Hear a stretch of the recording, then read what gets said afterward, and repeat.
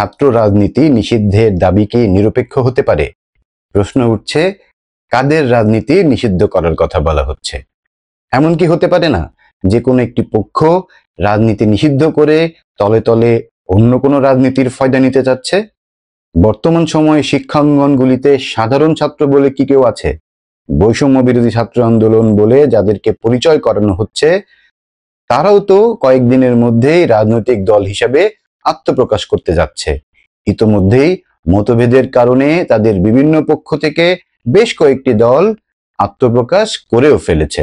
বৈষম্য বিরোধী ছাত্র আন্দোলন যদি রাজনৈতিক কার্যক্রম ক্যাম্পাসে চালাতে পারে, তাহলে ছাত্র দলের ক্ষেত্রে কেন বাধা হবে?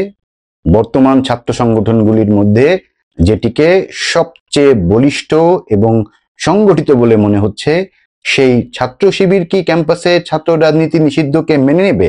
তারাও কি ক্যাম্পাসে ছাত্র রাজনীতির বিপক্ষে? তাদের রাজনৈতিক অবস্থান আসলে কি? আসসালামু আলাইকুম। কুয়েটের ঘটনায় ছাত্রদল ও অন্যান্য ছাত্র সংগঠনগুলোর মধ্যে যেই সংঘর্ষ দিনব্যাপী এবং পরবর্তী দিনেও জড়িয়েছে, দেশের বিভিন্ন প্রান্তে বিভিন্ন শিক্ষা প্রতিষ্ঠানে যেটি নিয়ে সরগরম অবস্থা, সেটির প্রেক্ষিতে কুয়েট প্রশাসন কিছু কঠিন পদক্ষেপ নিয়েছে। ক্যাম্পাস বন্ধ করা হয়েছে, সাময়িকভাবে সেখানে রাজনীতিকে নিষিদ্ধ করার কথা শোনা যাচ্ছে।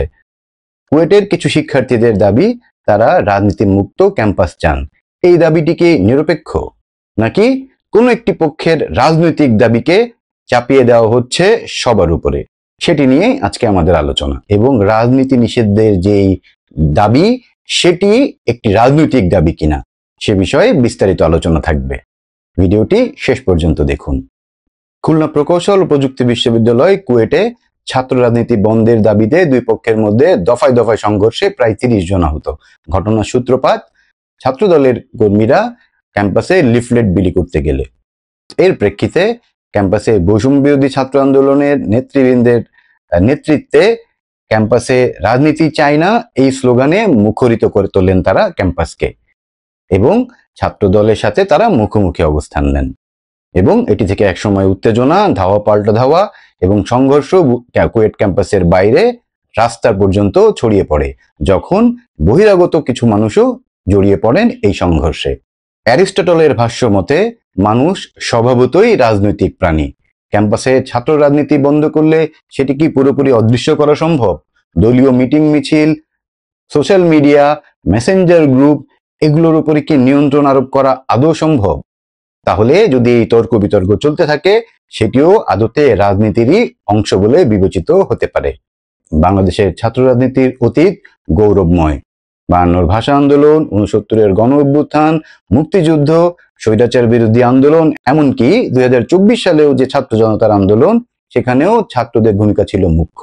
তাহলে ছাত্রদের রাজনীতি বন্ধ করতে এই পদক্ষেপের কারণ কি? অবশ্য এর বিপরীতেও আছে প্রতিহিংসা, সেশন জট, মারামারি, খুনোখুনির মতো ক্যাম্পাসে অরাজক পরিবেশ সৃষ্টি করারও ইতিহাস। তাহলে এই সমস্যার মূলে কি রাজনীতি, নাকি নেতৃত্ব এবং ক্ষমতার অপব্যবহার? আমাদেরকে জানতে হবে, আমাদেরকে পৌঁছাতে হবে এই সমস্যাটির একেবারে গোড়ায়। আবার বর্তমান অন্তর্বর্তীকালীন সরকারের সংবিধান কমিটির সুপারিশে এসেছে যে সংসদ সদস্য হওয়ার বয়স যেটি 25 থেকে কমিয়ে 21 করার কথা। কিন্তু বিশ্ববিদ্যালয় ক্যাম্পাসে যদি রাজনীতিকে নিষিদ্ধ ঘোষণা করা হয়, তাহলে এই 21 বছর বয়সী একজন মানুষ সে কোথা থেকে এসে মেম্বার অফ পার্লামেন্ট হবেন? তাকে কি নিরক্ষর বা অশিক্ষিত কাউকে আমরা মেম্বার অফ পার্লামেন্ট হিসেবে পেতে পারি বা পেতে যাচ্ছি? যেটি একটি খুবই গুরুত্বপূর্ণ প্রশ্ন বলে মনে হচ্ছে।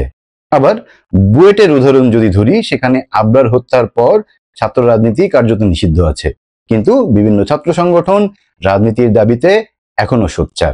আবার কুয়েটের ঠিক পাশেই খুলনা বিশ্ববিদ্যালয়, যেখানে জন্মের পরবর্তীতে ছাত্র রাজনীতি বেশ ঘটা করে নিষিদ্ধ করা হয়েছিল, সেখানেও বৈষম্য বিরোধী ছাত্র আন্দোলনের সকল রকম কার্যক্রম আমরা দেখতে পাচ্ছি। তারা মিছিল মিটিং অংশ নিচ্ছেন এবং তাদের দাবি দাওয়া পেশ করছেন, যেটি কার্যত রাজনীতিরই অংশ। তাহলে এই নিষিদ্ধ রাজনীতির ক্যাম্পাসে বৈষম্য বিরোধী ছাত্র আন্দোলন কি করে কার্যক্রম পরিচালনা করছে, সেটি খুবই গুরুত্বপূর্ণ প্রশ্ন হিসাবে উত্থাপিত হতেই পারে। কুয়েটের ক্ষেত্রে রাজনীতির এই নিষেধাজ্ঞা, এটি কি সাময়িক, অথবা এটি ভবিষ্যতেও চলবে? পরবর্তীতে কোনো নির্বাচিত সরকার ক্ষমতায় এসে যে সিদ্ধান্ত তারা গ্রহণ করবেন সেটির সাথে এখনকার সিদ্ধান্ত কি সাংঘর্ষিক হতে পারে? এটি আপনাদের কাছে প্রশ্ন। রাজনীতি মানে আসলে কি? রাজনীতিকে যদি সাদা চোখে আমরা বিশ্লেষণ করার চেষ্টা করি, তাহলে যে কোনো পলিসি বা নিয়মকে চ্যালেঞ্জ করা বা নিজের অধিকার আদায়ের যে দাবি, সেটি রাজনীতি। রাজনীতি মানে কেবল দলীয় লেজুর ভিত্তিক কার্যক্রমের মধ্যে সীমাবদ্ধতা নয়। শিক্ষার্থীরা যখন কোনো হামলাকারীর বিচার চায়, নিজের দাবি দাওয়া পেশ করে, সেশন জট কমানোর জন্য আন্দোলন করে, বা সেশন ফি বা চার্জের জন্য আন্দোলন করে, সেটিও রাজনীতির অংশ। ছাত্র রাজনীতির একটি গুরুত্বপূর্ণ অংশ, যেখানে ছাত্রদের নিজেদের কথা বলা হয়, তাদের স্বার্থের কথা বলা হয়। যখন ছাত্র সংসদ চালু নেই, সেই অবস্থায় দলীয় রাজনীতি বা ছাত্র রাজনীতিকে একক সিদ্ধান্তে বা কোনো গোষ্ঠীর সিদ্ধান্তে বন্ধ করাটা হতে পারে বুমেরাং।